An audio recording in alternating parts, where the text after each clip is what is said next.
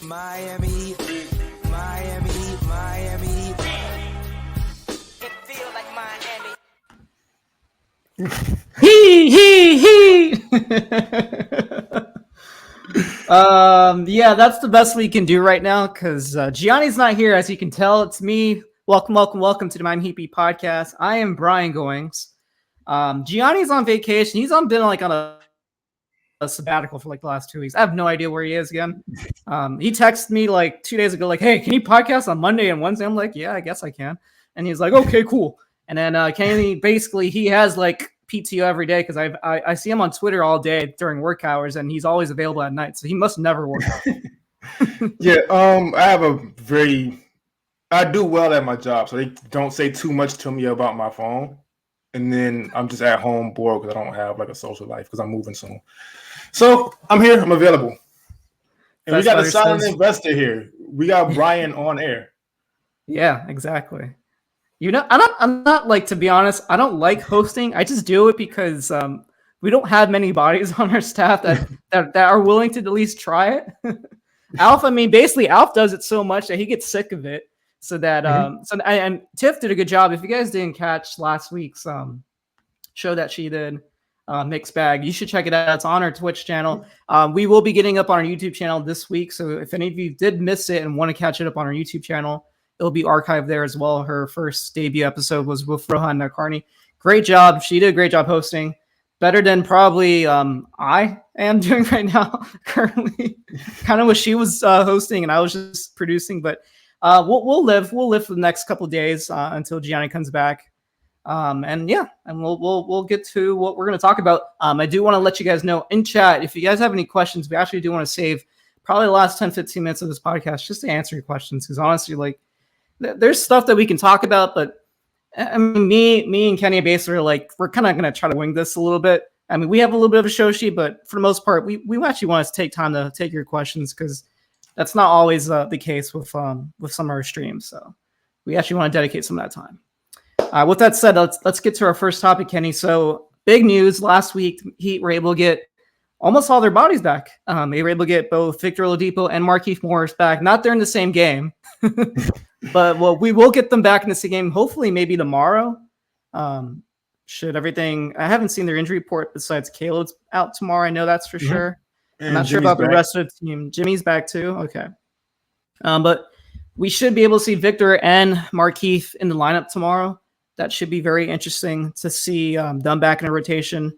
Obviously, without Caleb, you're not going to know exactly how Spo is going to handle those rotations in terms of the wings and who might be their backup for. Because I'm very curious to see if they would still play Markieff when Caleb's been your backup for such a long stretch. So kind of curious, what are your thoughts so far, what you've seen early on both Victor and then Markieff? Or if you want to just start with Victor and then we'll get on Markieff later, because we've seen more of Victor so far.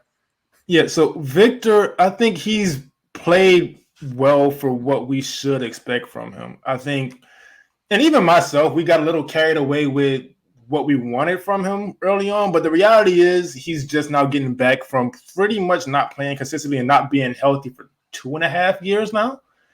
And so his ability to get into the paint pretty much as easily as he has been is great. The playmaking is there. The shot kind of isn't yet, but he's been kind of on and off his whole career with that. But he's also just out of rhythm. He's just not. You can practice all you want, but until you get in the game for a good amount of time, you're not really going to get into rhythm. And so what I'm looking forward to for the rest of the season's last 15 or so games is for him to get out there and get more reps and prepare for the playoffs. And so I do like what I saw from him because that's kind of what my expectations were. I'm more curious than – obviously I'm excited, but I'm more curious than anything. I want to see what he can bring to the table. Which of the 3 games have you seen the most promise out of him so far? He played the Rockets game. They won. He played, what was the second he played? The Cavaliers game. He looked okay. No, he didn't. Did he play the Cavaliers game? Yes, he did. Cavs game. He didn't play the. He didn't play Minnesota. He didn't play Minnesota because it was back-to-back. There was another game. He played 3 games, right? I got to look back. No, he played 2. He's played 2. He's played 2. Okay. Yeah. So I guess between those games, what what have you seen that's kind of been promising to you, and what might be things that you're still looking for him to kind of improve on? So really, all I already want him to improve on is the comfort. I think in the first game, the Houston game, there was adrenaline and excitement, so we saw a little more from him. And like I spoke about before, like the burst he had that one play where he got past Jayshawn Tate and dunked. Jayshawn Tate is not a weak defender at all. I think sometimes we look at these teams in the record and we assume everybody's bad. That's not true. Jayshawn Tate is a really good defender. And so for Oladipo to come back in his first game and be able to just blow by him like that and get a dunk, that's promising. Like I said, the playmaking's promising. His ability to get into the paint, shift the defense, and create these easy touches for Bam that we've also been speaking about. To have Bam just in the dunker spot like he used to be and get those easy two rather than initiating the offense all the time, or the DHOs, or having to worry about getting out on the break. That's another dimension to the Heat's offense. And there was also that one play where he had to step back, pump fake into the foul. It's really promising. And so once he finds his rhythm, we're going to really see what this team can do. They've already been dominant regardless of the bad losses here and there. And so once Victor Oladipo's fully healthy, well, fully back in rhythm, he is fully healthy. Back in rhythm, we're going to really see them begin to dominate. Failed to mention that they lost to the Suns with Oladipo in the lineup. I kind of wanted to forget about that game, so yeah. My mistake. But yeah, he did play 3 games, so that was the third game that I was thinking of that he didn't play. Yeah, and I mean that's the Suns. They're going to do that to team sometimes. Also want to ask you, because obviously Spo's been keeping on this minute restriction for 15 minutes per game. Mm-hmm. How do you feel about that? Do you feel like that's a good number? Do you eventually want him to kind of get more minutes? Do you think there's even more minutes to give him once everybody's back? Because I'm very curious to see like exactly how many minutes they might want to squeeze him in, and if they actually want him part of that closing lineup. We haven't actually seen him close yet. Mm-hmm. We've seen him play some fourth quarter minutes, but we haven't seen him close it out to the final minute. So I am very curious if they do eventually bump up the minutes, would he even be part of that closing lineup? Because I feel like at this point you can't take Tyler Herro off the court. Right. So as far as the closing lineup, I think worst case scenario. Well, actually no, because I'm not taking Jimmy out either. So as of right now, I'm not sure if Victor's close. I think it'll depend on the possession and the matchup. If it's a defensive possession, you're going to want Victor Oladipo in there over Tyler. As much as we love Tyler, it's just that's his weakness. Now, as far as the minutes restriction, I'm fine with it. I know we're all excited to see Oladipo. We want to see him go. We want to see all this stuff. But at the same time, we do have to remember that it's a severe injury he's coming back from. And he did get a little rush back from it, even though he was on a different team before. And then he got here and he got injured right away. We definitely don't want that. And so let him slowly get back in rhythm. They have a good enough amount of games to really get him into having a feel. And then maybe in the playoffs, the minutes restriction comes off. Who knows? Actually, very curious. I'm gonna look it up. What do you, if you had a guess right now off the top of your head, what do you think is Victor Oladipo's like lowest minutes that he's played, like average for a season? Is that including the injury? Yeah, let's include the injury. I would assume like maybe 25 average for a year, because even when he had that breakout run in Indiana, but before he was still a contributor somewhat. He was a high pick in Orlando, so they wanted him to play and get minutes. And then in OKC, even though he still wasn't himself just yet, he was still next to Westbrook getting some things done. And so I would assume the lowest would be about 25, including the injury in Indiana. We're playing hurt in Indiana. Actually, his lowest would be with the Heat and the Pacers, 27.8 minutes, so almost 28 minutes per game was his lowest. Obviously, this season he's at 16.3 currently averaged. Mm-hmm. Looking at his rookie year, he was basically starting because he was playing 31 minutes a game with the Magic.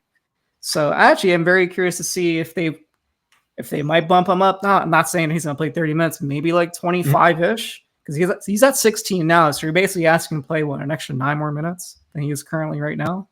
Yeah, so I would assume that's a lot of minutes. And that's the thing is like he's coming off the bench. I mean, if he's playing, say he plays 25, are you taking minutes away from Herro? Because Herro is basically almost like your sixth starter. Because the amount of minutes he's playing lately, like this last game, he played 36 minutes against the Timberwolves, for the season, he's averaging 32.8.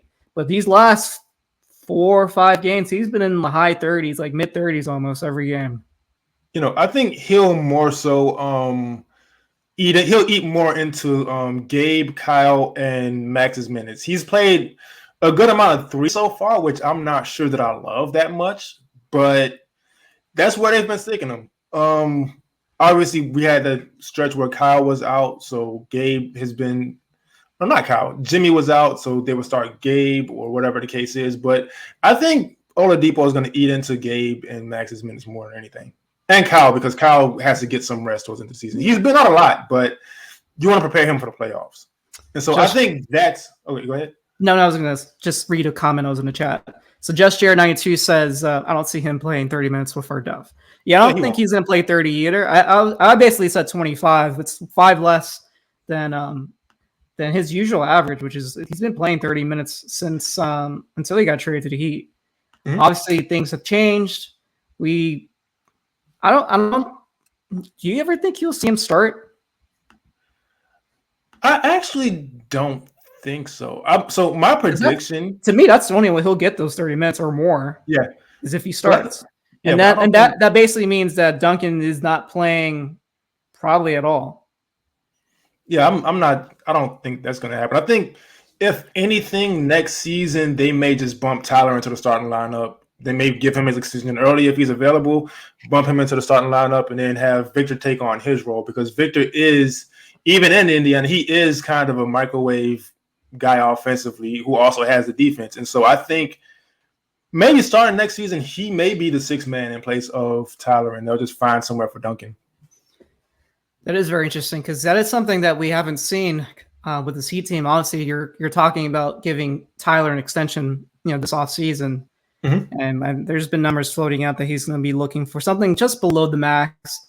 I have numbers that we can get into if we want to about what his potential max contract is, or what I believe his contract could be. If you want to get into it, we can. But I kind of think that might be a future episode that we can get into in the offseason. Yeah. But let's just put it out in perspective. Like, we haven't seen Tyler really as a starter. And if you're going to be paying him something close to below the max, that is something that the Heat needs to kind of see. They can't just pay somebody that much for just to be a 6th man off the bench. I mean, as good as he is right now, especially getting these minutes, like 33 pretty much a game almost this season. Like, yeah, I think that is something that no one's really talked about, is like, we're going to be asked to negotiate with Tyler in the offseason, and he's going to be wanting this pretty big contract. It's not going to be what Bam got, but it's going to be pretty high. And you haven't really seen him as a starter consistently, and not even the playoffs we haven't really seen him start. So yeah, I am very curious to see what if they even are able to negotiate a contract before he gets restricted free agency, because it's very likely that he doesn't sign, and then they kind of see what his market is and restricted, kind of what the Phoenix Suns are doing with DeAndre Ayton this season.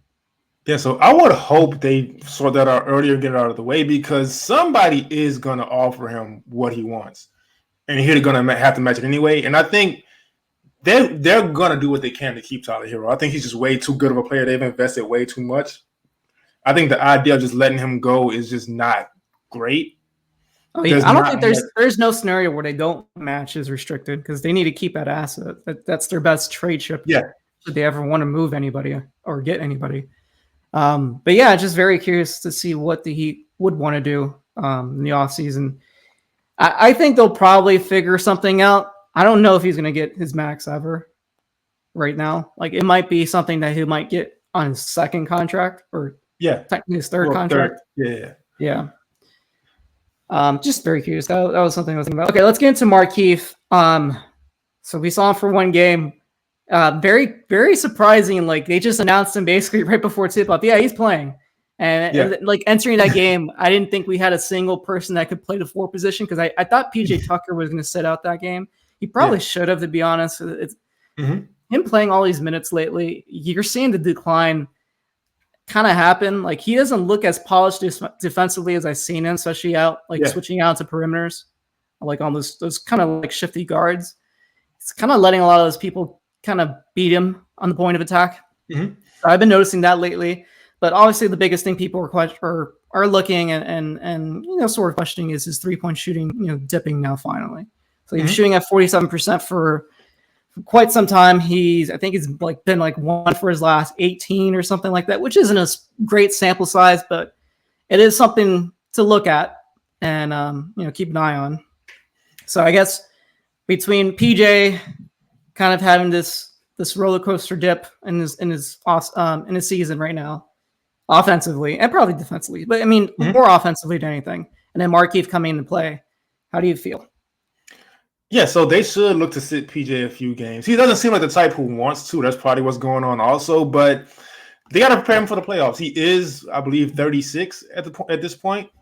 Now, the shooting I'm not concerned about because he has been long overdue for a slump for a really long time. And so it's here now. I'd rather it now than to happen in the playoffs. Great. But the defense, I think that's just exhaustion. He's been the most reliable person all season. He hasn't sat many games unless he was actually injured. And so they just have to find some time for him to go ahead and rest a couple games. I do think Markieff helps with that. And getting into Markieff, because that was the original question, Markieff brings another dynamic to the Heat's offense off the bench. He is another guy who can create for himself. He has that mid-range jumper. He knocked one down, I believe, last game, or he may have missed one, but just taking it. He took two. He made the first one. He missed the second one. Yeah. I think the first one was in the third quarter. Second one was in the fourth quarter where they could have really used that basket. Yeah, and that's good enough for me because they don't have many people who can make teams pay for leaving that hole open. And he had a corner 3 attempt towards the end of the game too against Minnesota. He also missed. He was. I mean, really the biggest. He got to the basket. Yeah, he got to the basket a couple times. The biggest thing that I liked from him was that he was rebounding the ball pretty well, and he was for the most part he was holding his own down low. In the interior and defensively.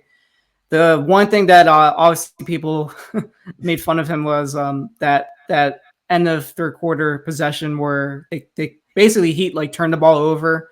They had the ball to basically finish that shot clock and just take the last basket in the third quarter. They somehow had a turnover, and within 5 seconds they were able to get a 3-pointer off. And Markieff basically had his back behind the basket as if they I don't know if he knew how much time was left on the clock or not.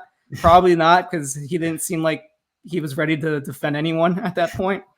He let a wide open 3 go, which to me I think was a bad think about it, those 3 points could have been the difference of them potentially winning that game, because if you can count that, obviously there was a couple other possessions, to me the Bam free throws, those were huge too, because that could have gave Miami a bigger lead. So you're talking about almost a difference of 5 points that towards the end of that game that could have made a difference of them winning. So anyways, to your point, I think Markieff, his biggest contribution is trying to get PJ probably more rest. I think he needs it more, and him and then really Dedmon lately. Those two have been so great up until this point in the season, holding their own, especially with all these guys that have been out for how many months? Bam was out for almost 2 months, month and a half. Obviously, you've had PJ come in and out of the lineup, so Dedmon was playing a lot of minutes. He was starting for a good part of the stretch. I mean, even Homer was starting too. So I just think with PJ and then also with Dedmon, if you can get them more rest, because obviously they've been banged up. We see them on the injury report. We know that they're dealing with either a back injury or knee injuries. Both of them have had both. So I just think that if Markieff can come in, give them, I don't know, maybe let them play combined an extra 10 minutes less than they normally were. Those are 10 minutes that, towards the end of the season, they'll be more fresh going into the playoffs. Yeah, because back injuries aren't anything to really play with like that. And I'm not telling the audience it's something serious, because it's probably not, but you don't want to irritate that too much. And so, and we've seen he hasn't been necessarily moving the same really. So you want him to rest that as much as he possibly can. I don't know if they can take him out of the lineup because the Heat don't have a ton of depth in the front court. Yeah. I'm not saying they're going to start Markieff. I'm just saying that maybe. I don't know, but just play them a little less. That's what I would hope. I mean, the easiest solution is you play PJ practically the same minutes that you're playing Duncan, except rather than having. So Duncan plays the first quarter, starts off, third quarter starts off, and then maybe sometimes, depending if he's hot or not, he comes in for one more stretch. Mhm. And that's usually towards either the end, like the midpoint of the second quarter or midpoint of the third. He hardly ever plays a fourth quarter. If he does, it's because they really need the offense to get going. Because like that Charlotte game, for example, or even the Atlanta game, like he came in, had like 3 threes in the fourth quarter, brought them back in, and they won the Charlotte game. They didn't win the Hawks game, but basically, what I'm getting at is I think maybe PJ could be on that kind of minute reduction to kind of give him some more rest. So he's still starting. Maybe he closes. Maybe he doesn't. I have no idea. We'll see. Yeah. But I think that could be interesting to see if Markieff can take some of his extra minutes, because that might be one way that Spo can kind of introduce that. Yeah, and I think that will be a great idea also, just, well, for him and Victor, just to get them more acclimated, give them a little more minutes. Maybe if – I'm not sure if Markieff is officially on a minutes restriction. I know he didn't play that much in that one game. But maybe bump their minutes up a little bit and let the other guys rest more to also get them prepared for the playoffs, because I know for sure they're going to want Oladipo to play in the playoffs. And Markieff is going to depend on the series. They're probably going to need his offense at some point. Yeah, I don't think Markieff is on a minutes restriction. He's been practicing for months. It's not like so like his injury, I think he's been mostly healed from it. I think the biggest concern, which was what we've been seeing, been reported from like the Miami Herro, Barry Jackson, is the Heat weren't comfortable clearing him. In fact, the Heat never did clear him. Ultimately, they kind of didn't want to make that decision because they didn't feel comfortable like taking that liability if he does get hurt with his history of neck injuries and back injuries. So what they actually ended up doing was the same thing that they did with Chris Bosh. So the NBA, there's this thing called the Fitness Play Panel. Basically, it's just a group of like, I think either team doctors or there might be independent doctors mixed in there too. But it's a panel of doctors that obviously know a lot more about his nature of injuries compared to probably some of the Heat doctors. And they kind of relied on them to make the medical decision to clear him. And that's what happened. That's why Markieff came back this last game. I don't know how long that process takes. It might take a while. That's probably why we haven't had so many updates, because it could be a lengthy process to kind of get them to, because I think what ends up happening is he gets second and third opinions from other doctors and stuff. And then that's from that information, that's how they were able to make that decision to clear him. It's not just the Heat doctors that they just like, oh. So from what I understand, they were able to clear him, and then that's why he played his last game. So I guess that's good for Markieff. I know he's been on Twitter basically saying, I'm ready to play. It's good to have him back, man. That one mid-range jumper, I want to see him and Bam more together. Obviously, we know what him and Dedmon can do once they're back in rhythm, and they look pretty decent at times. I know Dedmon's getting a lot of flack for the offense, and he hasn't been catching the ball, but the defense is still not terrible. I think the rebounding is my biggest concern.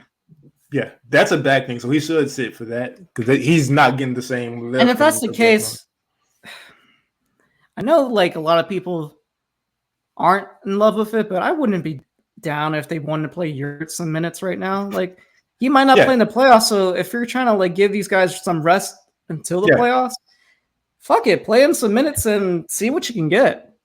Yeah, he didn't look that bad at the end of the Phoenix Suns game. I mean, obviously they were playing against scrubs, but fuck it, I mean, you're playing against 2 scrubs right now this week against OKC and against Detroit. It might be the perfect time, and there's like 6 days of rest in between these 2 games. So fuck it, play Yurt some minutes and honestly, just let him burn some. That like this is the perfect week for them to kind of get healthy.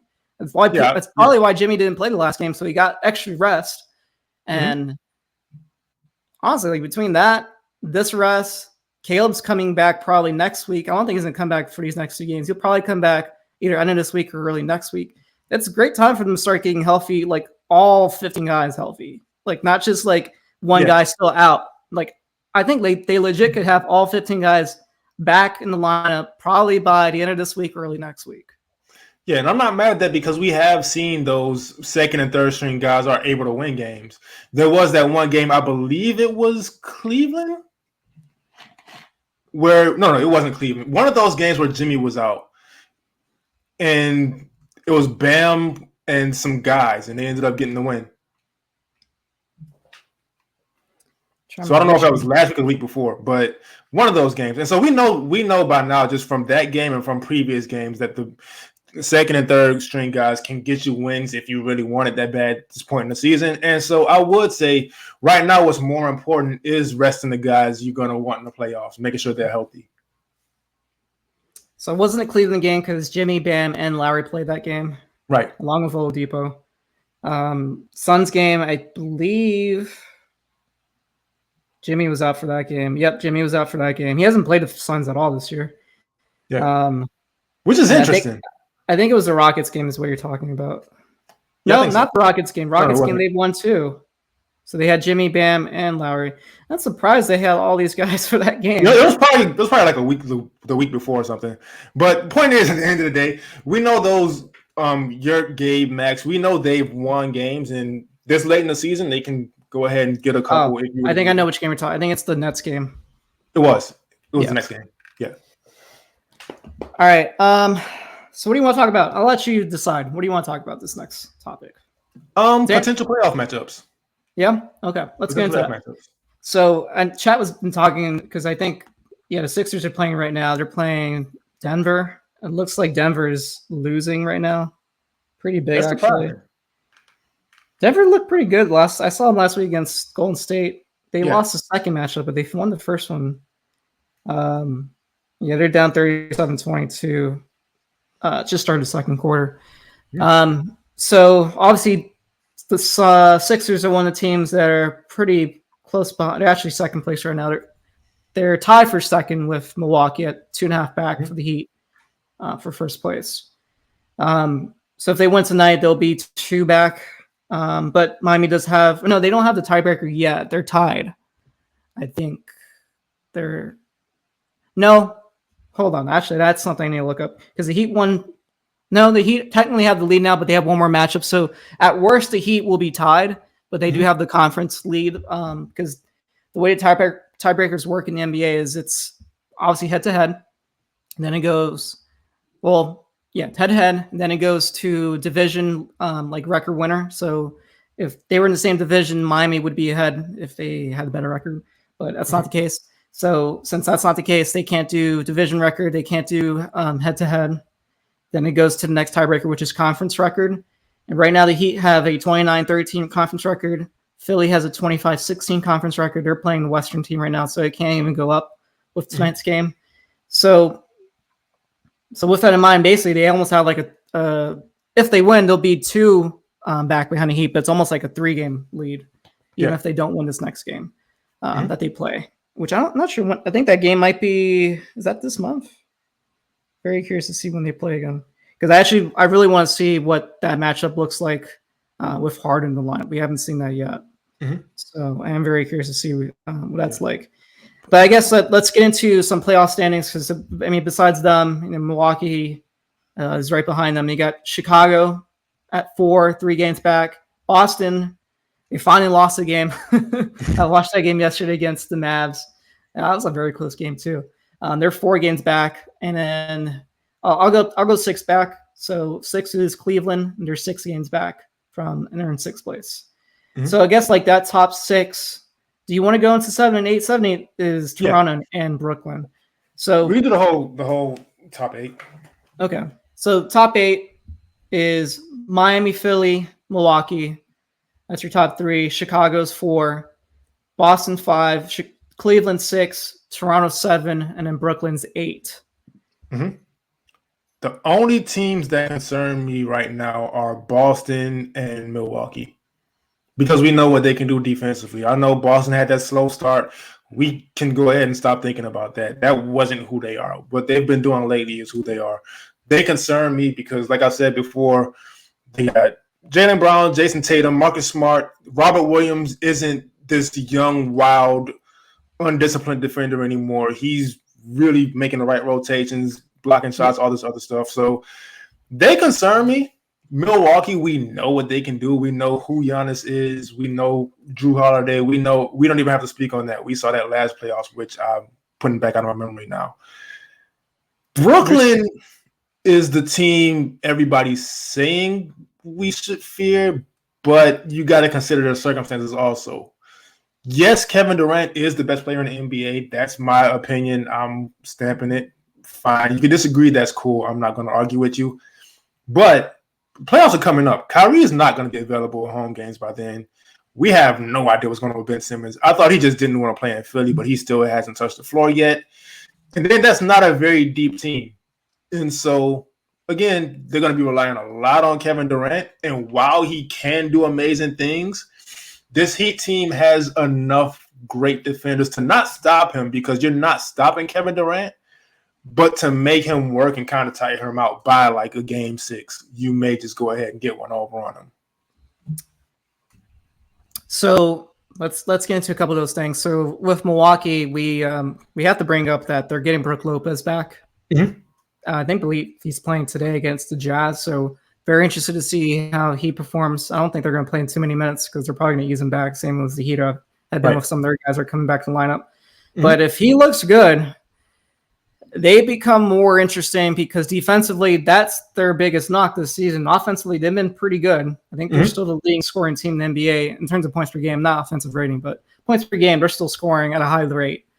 It's their defense that's dropped the most. And I think I saw a stat from one of the Milwaukee podcasts, people I follow on Twitter, and they were saying that this is the first year that they're out of the top 10 in terms of defensive efficiency. Since Brook Lopez has been in Milwaukee. They've been a top 10 defensive team ever since he's come to the roster. So I'm sure with him back, their drop defense should be a lot more deadly from what we've seen.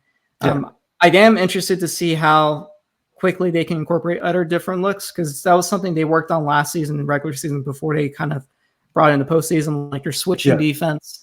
Like all those different things that you need in order to play different defensive styles for different matchups in the postseason. That was something that was always a big, big knock on, Coach Budenholzer, because he never had like adjustments in terms of his defense. He always was very hard-headed on just playing drop, and he never, adjusted to that. So very, very interested to see how he kind of comes out and performs.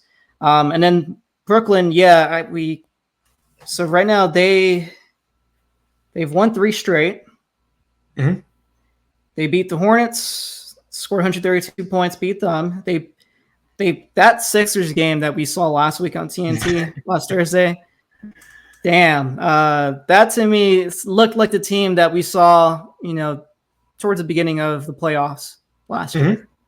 And obviously they had Kyrie. They had. Did they have Kyrie that game? Hold on.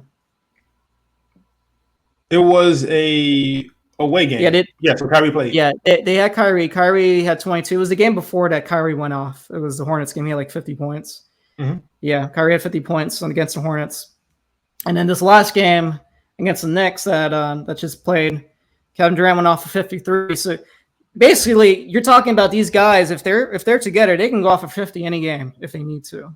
And I mean, their offense is what it is. It's great. It's their defense that's been the biggest question mark. Obviously, we haven't seen Ben Simmons. I have no idea if he's going to play or not. I mean, from what I've seen, he's practicing. So I guess he could play at some point. I'm sure he's going to play about a postseason. That's just how much run can they actually get with him with this group. But that's going to be interesting in terms of the chemistry on the floor, because that's a hard, like when you add a guy to the lineup that doesn't shoot as well as he does, defensively, sure, they should be better, but offensively, how much of a knock are they going to get in terms of spacing and stuff? Because they're already down another shooter with Joe Harris. So, I mean, they have shooting that they can surround them with. Don't get me wrong. They still have Seth. But they got Seth, Patty Mills. They got, obviously, Kevin Durant and Kyrie plays. That's 4 shooters that are probably shooting above 40% for a year. So, just that to me is something to look into. And what some of these other teams? So Boston obviously has been on a roll. What are the other teams that kind of concerned you? Are you concerned with Philly at all still, or no? No. Okay. No, so, because I know I should be, because Joel Embiid is probably going to be the MVP, but they just don't move me like that. Especially the way they play. They're not getting those whistles in the playoffs. Oh, that pissed me off the other game. That they shot. What, like 8 for 20, 30 something, and then they basically had like a million free throws, and that's basically the reason why they won that recent game against. I think it was against Orlando. So they combined, right? Yeah, so they combined for 14 of 47 from the field, but they shot a combined like I think it was like 30 free throws or something like that. Jesus Christ! So Harden was 5 for 19 from the floor, 3 for 11 from three. He takes a lot of threes and misses. I've noticed that a lot of his stat sheets. He was really bad against the Nets game too. But I mean, we'll just stick it to the Magic game. So yeah, he was 5 for 19, 3 for 11 from the three. Shot 15 free throws, made 13 of them. Embiid went 9 for 28 from the field, 2 for 5 from three. Shot 17 free throws, made 15 of them. So combined, you're talking guys that 32 free throws and they made what, 28 of them? Yeah, it's like they really don't scare me. And then you have Tybal, who's a great defender, but he's not giving you anything on offense. There's just ways that he can beat that team for sure.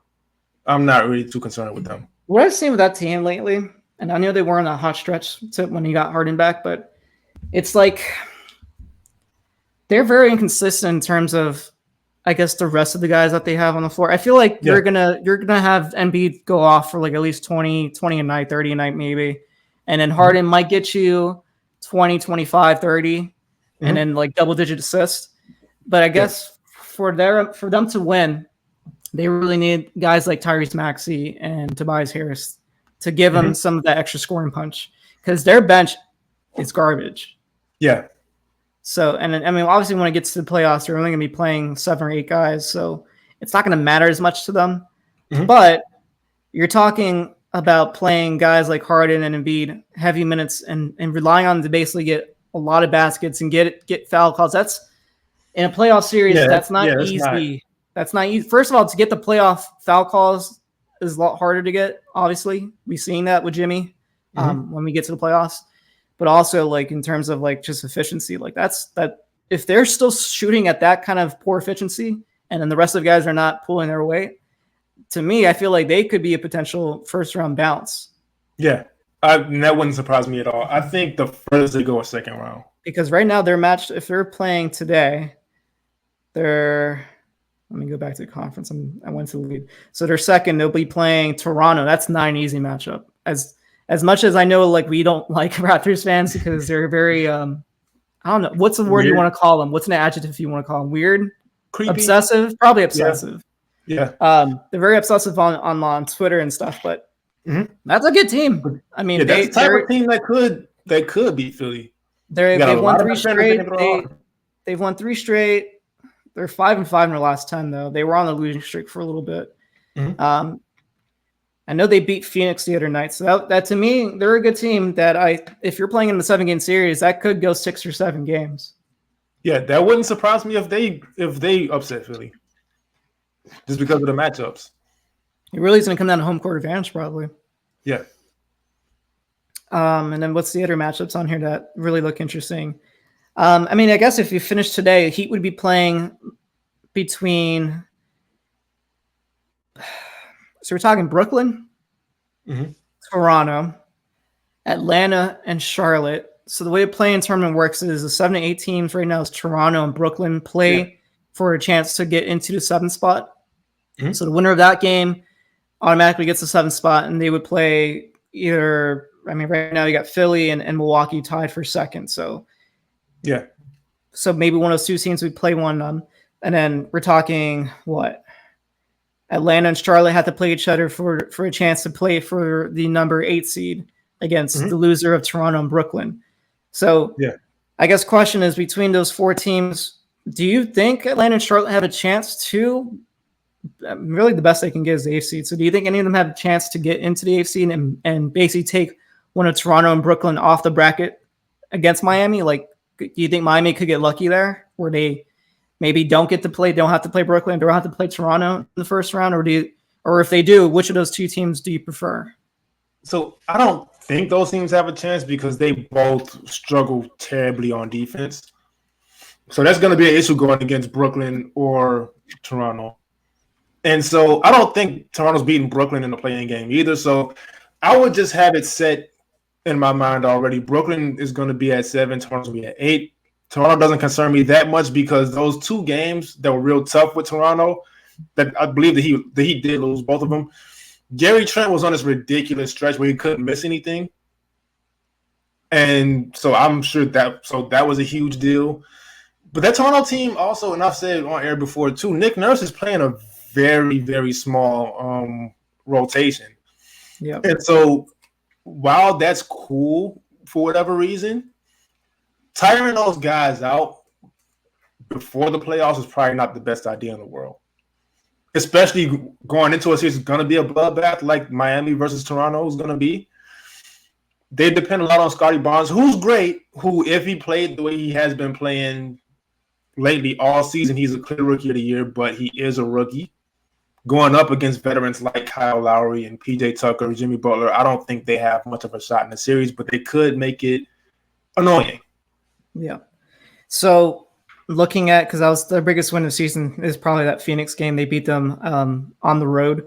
So I was looking at their box score. Gary Trent went off, like you were saying. He went off for 42 points, 8 for 11 from 3 in that game.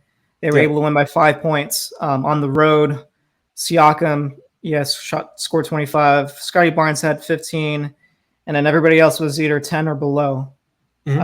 So, yeah, I'm very interested. Oh, yeah, OG Anunoby's currently he's out with an injury. So, that they're going to still have to wait for him to come back in the lineup.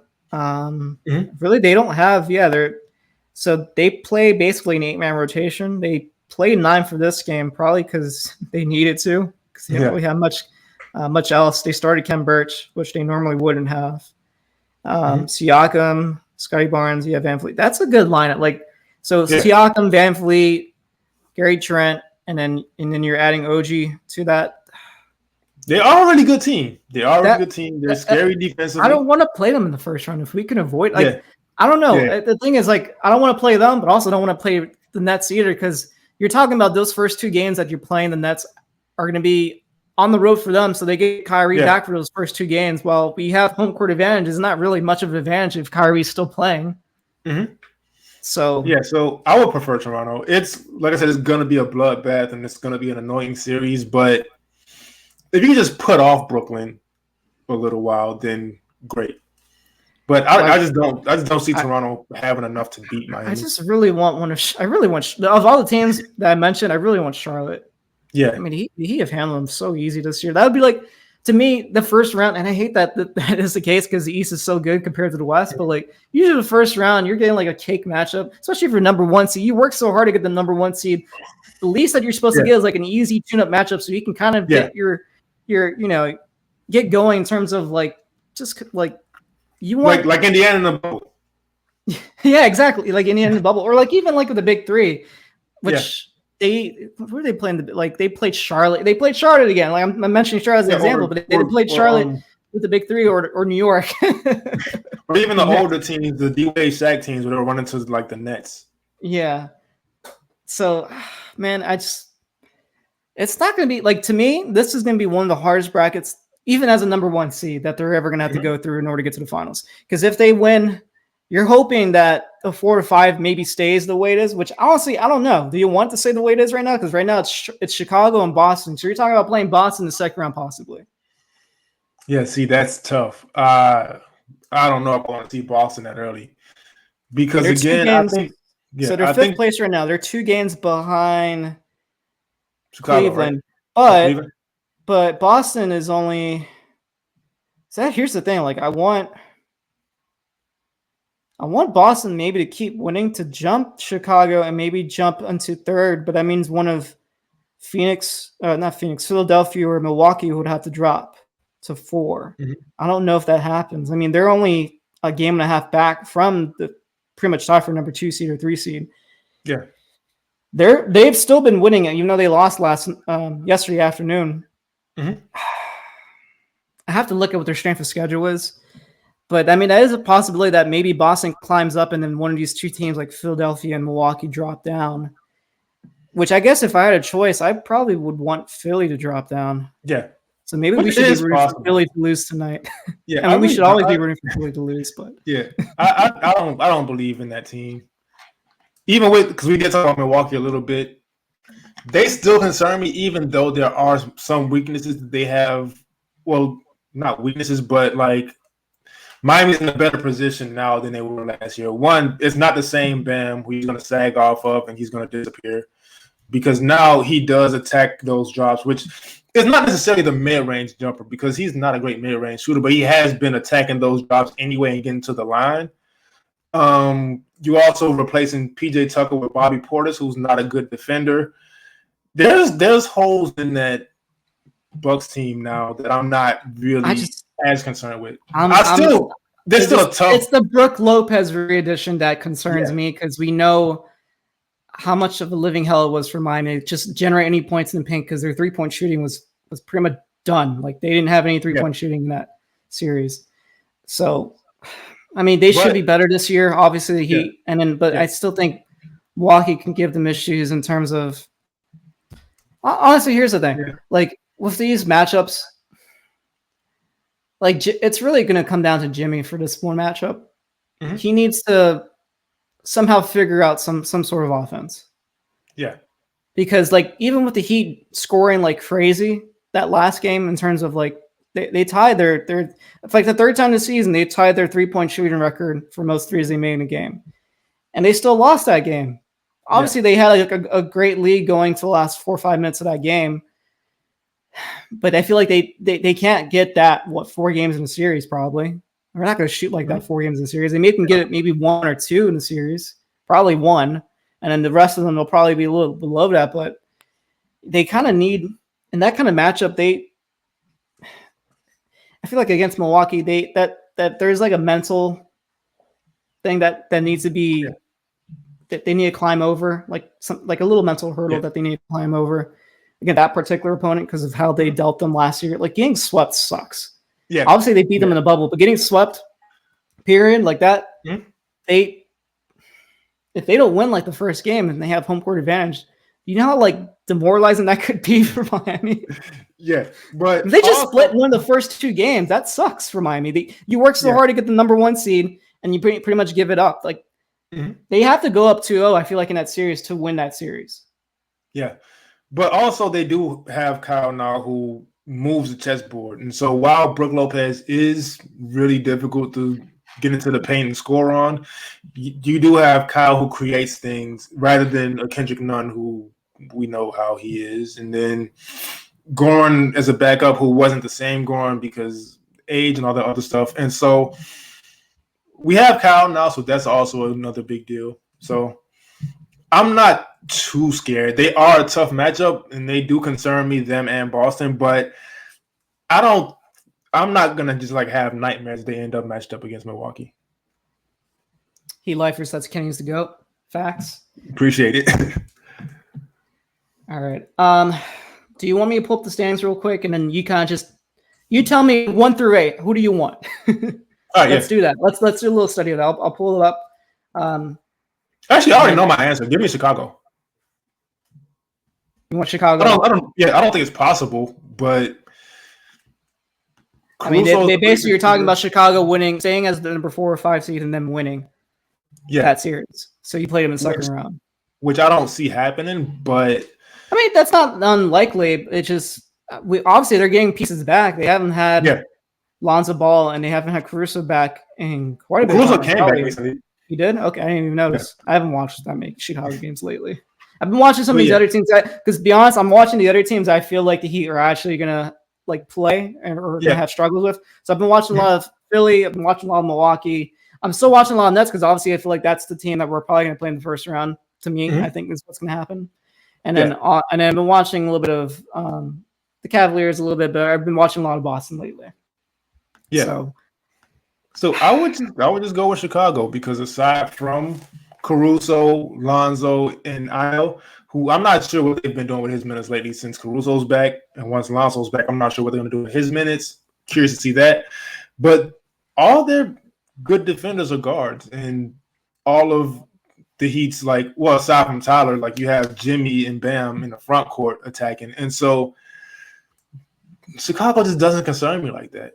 Great to watch, fun to watch, and it would also be Zach LaVine's first playoff experience. We know with DeMar, you can just shrink the floor on him, and he's kind of done in the playoffs, which usually happens.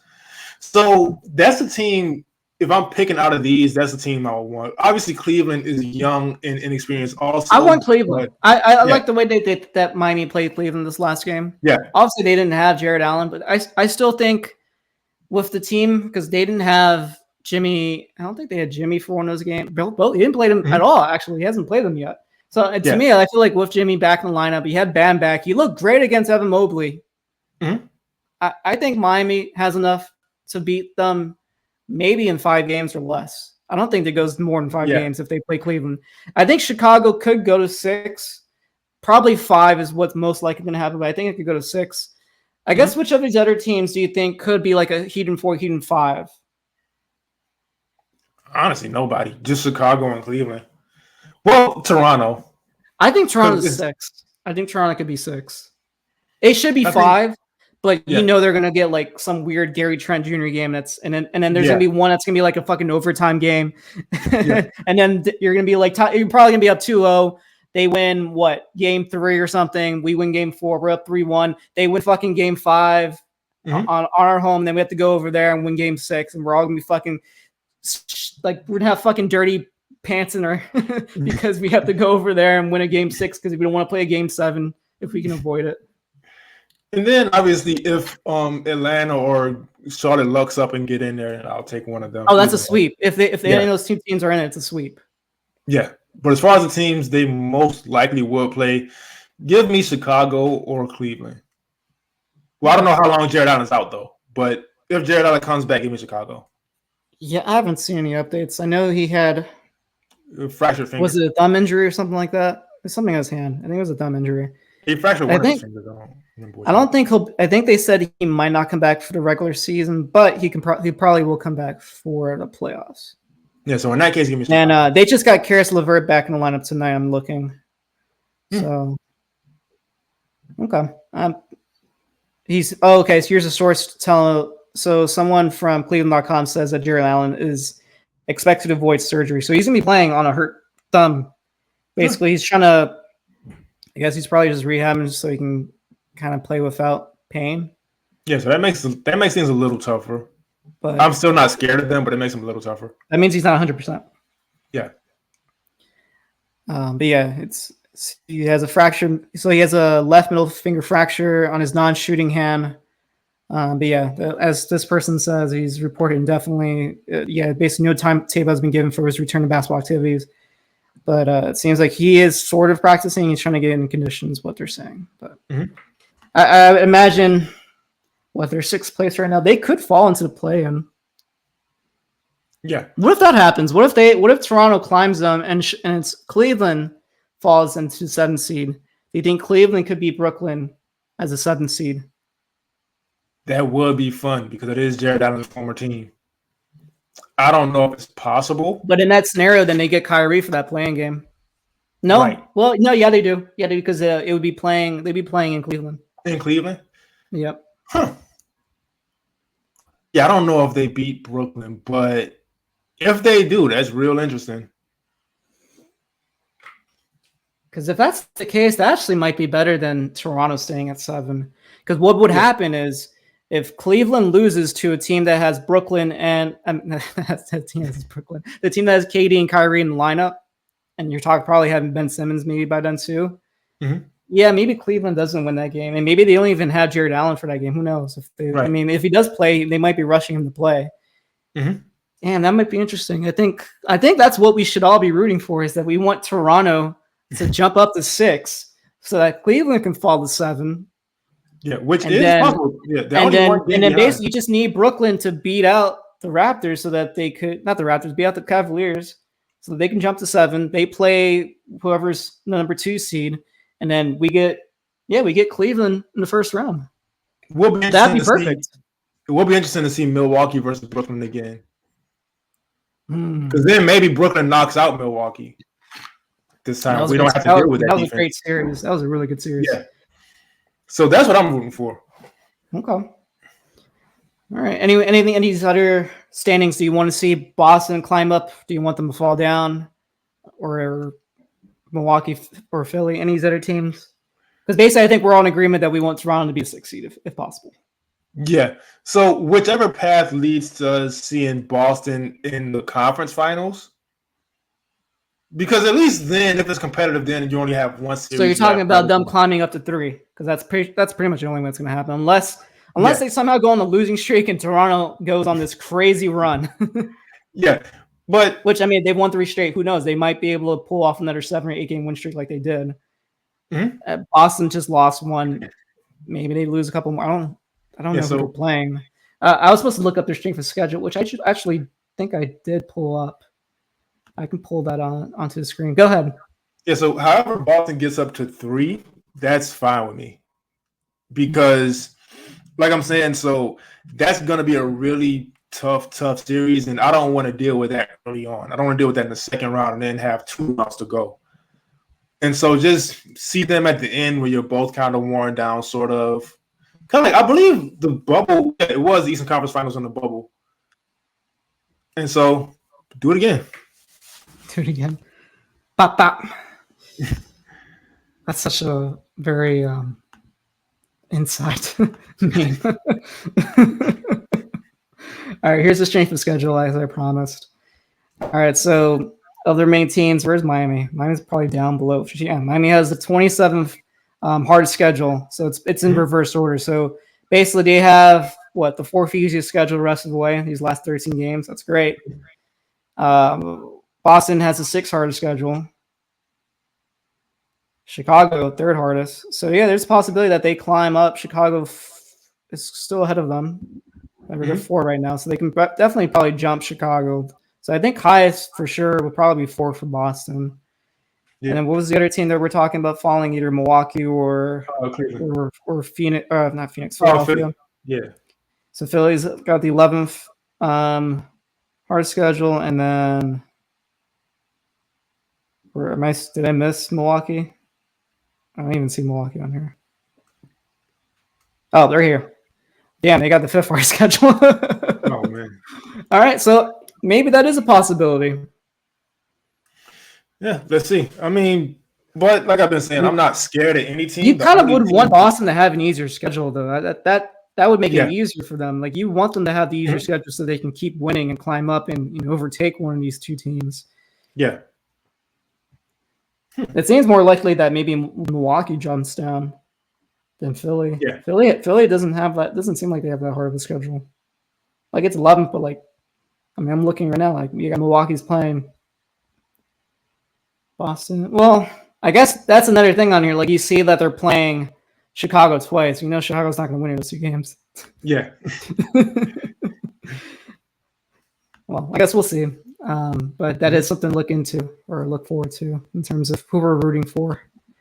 All right, let's make these last 10 minutes just questions. I got some starred from earlier. So first question comes from Henroy. He's asking, what's the final roster looking like for the playoffs, lineups, and bench with Keith and Depot back? So starters obviously are going to be Kyle, Duncan, Jimmy, PJ, and Bam. Tyler, Caleb, Oladipo, and I know I'm missing somebody aside from Markieff. You think Gabe plays? Yeah, and Gabe is going to play. And then maybe Markieff in there. So here's another thing I was thinking about. And it's honestly something that's dawned on me as Dedmon's been on his kind of his slump. Yeah. Do you think Dedmon gets squeezed out of the playoff rotation? Obviously, there's going to be matchups where they'll play him. But obviously, as it gets later on, like if they get past the first round, which they should be able to at least get to the second round. Usually gets down to about 7 guys. The 8th guy doesn't play more than like 10 minutes. It's like between like that 8-man rotation, do you think Dedmon is part of that 8-man rotation? Do you think he gets squeezed out? Do you think they play PJ more at the 5 and maybe give Caleb those 4 minutes, and then you can give Oladipo more of those minutes at the 3, because then you'd be opening up that wing spot that you'd be giving Caleb at the 4. So I guess that could be the way that they can do that. That's really, really good. And it sounds like a cop-out. It's really going to depend on matchup, though. Yeah. Like they'd be playing super small, though. Yeah. So if they end up against Milwaukee, they might have Dedmon active for Brook Lopez. But other than that, I don't know. Brooklyn, they play KD at the 5 a lot, so you don't want Dedmon in that scenario. So maybe that's a situation where you use a lot of Bam and Caleb, and you maybe squeeze Dedmon out of that series. Philadelphia, you're gonna need Dedmon. He typically guards Embiid well, so that would solve that issue somewhat, at least. Yeah, I guess it really does depend on the matchup because, we're talking about Milwaukee and really Milwaukee, Cleveland, and Philly. Those are you're gonna need them. Those are the teams that they have the most size in the East. If you're playing if you're playing like the Nets in the first round, I think they could get away with maybe squeezing Dedmon out of the rotation and giving more minutes to some of the guards because you probably would want Gabe to play a lot more minutes. You want Oladipo to play a lot more minutes. Definitely Caleb and PJ. Same with Boston. Yes, maybe same with Boston too. Yeah, just try to play small and have a lot of those wing defenders because that's really what's going to help them most, especially against some of these teams that have great guard play. You want to make sure you have the perimeter defenders to stop that point of attack. And honestly, I think with some of these bigger matchups, you don't want guys like Bam and PJ to get into foul trouble if you can avoid it. Right. Too. Yeah, so they're going to need Dedmon depending on the matchup. Okay. All right, next question comes from Pura Vida 81. When do they start calling teams made playoffs besides the Suns? I think he's talking about teams that are made for the playoffs. Yeah. I don't know. When are you going to start calling the Heat made for the playoffs, ready for the playoffs? It just depends on – so the way that works is just depends on the rest of the schedule, how many games they have left, and the chances of them missing the playoffs pretty much. So the Suns have no chance of missing the playoffs based on their record, so that's why they're clinched. Okay.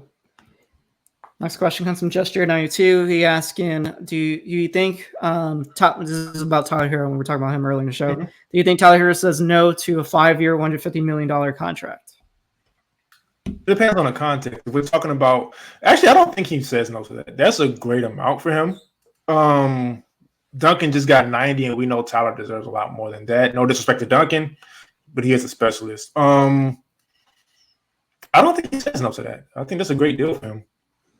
So he has been going off. He is a 6-man. He understands that, at least for now, he hasn't proven himself as a starter. And so I think – you're more the cap guy, though, but I think just getting a number is – I don't think he says no to that. Here's some cap stuff. I'll get into this really quickly.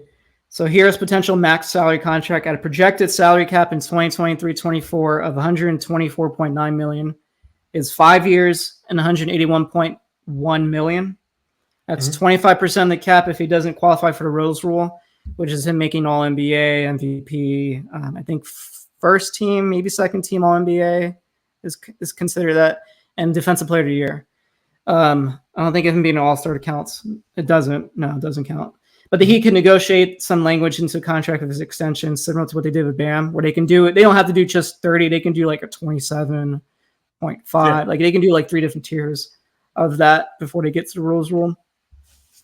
But let's just say regular max is 181.1. His starting salary with 8% increases starts at $31.225 million. Are you comfortable with that? If they did offer him as a max, I am.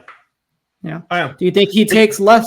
Because if you're starting him at 5-year 150, I can't really do the math on that quick. But let's average because usually with the increases it's a little lower, but it definitely would be below 30 million. So you're talking him probably starting at 31.225 at a max. If he's below 30, so it'd probably be around like 28, 27. Do you think that difference of 4 to 5 million matters to him on an average salary? No, they'll find some other way to get it to him, probably. Whether it's incentives or something. I don't know if that's possible. You would, but they'll find some other way to get that to him. They'll work it out. I actually do have a theory of how much his contract could be. I have it as a note somewhere. I'm going to find it real quick for you guys. Because it was something that me and this guy, if you guys want to follow him on Twitter, his name is Luis Teixeira. He's at Teixeira Luis 92. Me and him been basically collaborating on a lot of salary cap content. We actually have something coming on a site soon when we do get our website back for stories and publishing.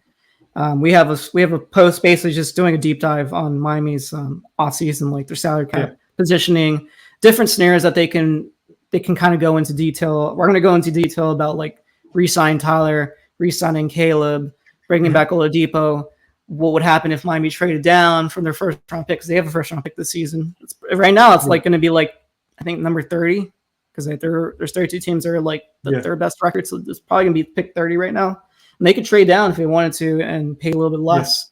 So there's a lot of different scenarios that Miami could go about building their team. If they want to avoid luxury tax, they don't. If they want to use their full mid-level and be hard cap, if they just want to use just the right amount where they don't get hard caps. So there's a lot of interesting things that we can get into as we get closer to the off season. I guess I can't find it right away. Yeah, but we've been talking way too much. Honestly, it's kind of hard to find. Yeah, honestly, I think that 150 is great for him. I think we also have to understand circumstance too. So maybe he wants to go somewhere where he's guaranteed a starting role, and maybe the Heat do guarantee him that. Maybe they work some things out, move some other guys, make him a starter. And it is Miami, which he obviously loves being in. It's a contender. And so unless he wants to go somewhere and get his numbers, which he does anyway, I don't really – maybe it's the money, but guys that young – well, maybe they do just take the money. But I think that's a great deal for him. With him being a sixth man up to this point, I don't think he'll really get offered that much more somewhere else, from a good team at least. So I don't see a situation where he says no to that deal. I found it. I found what we were talking about. So we were kind of basing his salary structure to what percentage of the cap that Jaylen Brown got in his contract extension. So when Jaylen Brown signed, his max would have been 25% of the cap. He ended up getting 22%. So I think for Miami, that's probably like a good baseline to what they should offer him. So if he did get 22% of the cap, it couldn't be a 5-year deal because you can only give a 5-year deal if you give up the full max. So you only get the 5-year option on a rookie extension salary if you designate him as a player. There's a whole thing in the CBA, but it talks about being a designated player, and you can only have 2 of them on your roster. Mine only has Bam actually is one of them, so he would be the only other player on the team that could be considered a designated player for that 5th-year max extension. But I don't think they're going to have to do that for him anyway. So 22% of his projection would be a 4-year deal at $123 million. Starting salary would be $27.478 million, and it goes up to 34 on his last year on his deal. That sounds great to me. I think that could be his potential salary. All right, and then you can also add bonuses and stuff to that, so it helps in terms of like incentives. Like if he makes All-Star team, that stuff. You can add incentives. That's same what the Celtics did with Jaylen Brown's contract. They gave him incentives, likely incentives and unlikely incentives. So all right, last question. Actually, let's see if we have one from lately. Because I had one, but I don't know if I want to finish on this one. Let's finish on this one. All right, Plan Poppy says, Kenny, where's your next home? I'm moving on. That's where my family is. That's my second home pretty much. And cost of living there is great. Oh, his Wi-Fi. I've been planning on going for a while. Your Wi-Fi cut off so bad, Kenny. It was so good up until now. I saw it. What happened? I don't know, man. But yeah, my next home is Atlanta. Are you going to start Hawksbeat? Absolutely not. That's Nikias' podcast. All right, one there.